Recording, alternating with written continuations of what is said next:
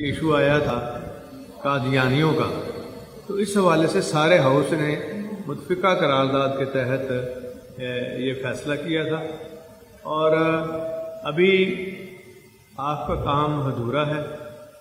ابھی ساتھ ہی ساتھ یہ بھی بات کی گئی تھی کہ 3 کتابیں ایسی آئی ہیں مارکیٹ میں، ایک دی فرسٹ مسلم اور دوسری short history of and after the prophet اسلام، جس میں ہمارے آقا کریم جناب محمد رسول اللہ علیہ وسلم اور امت کی عظیم ماں حضرت سیدہ عائشہ صدیقہ طیبہ طاہرہ رضی اللہ عنہا، جن کی پاکیزگی گواہی خود اللہ تعالیٰ نے قرآن پاک میں دی۔ اس کے بعد حضرت سیدنا غنی رضی اللہ عنہ اور شیر خدا حضرت سید علی رضی اللہ عنہ کے بارے میں اس کتاب کے اندر جو کچھ لکھا گیا ہے وہ نہ صرف قابل مذمت ہے، قابل افسوس ہے،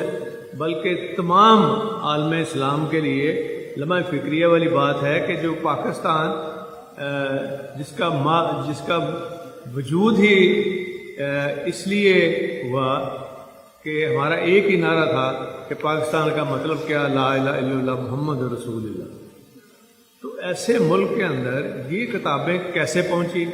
کیسے پرنٹ ہوئیں اور کیسے مارکیٹ میں یہ پھر رہی ہیں؟ تو لہٰذا میں یہ سمجھتا ہوں کہ آج ہمیں ایک سٹیپ آگے بڑھ کے ان کتابوں کو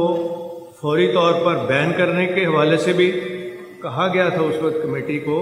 لیکن آج کے حوالے سے ہم خاص طور پہ پورا ایوان جو ہے،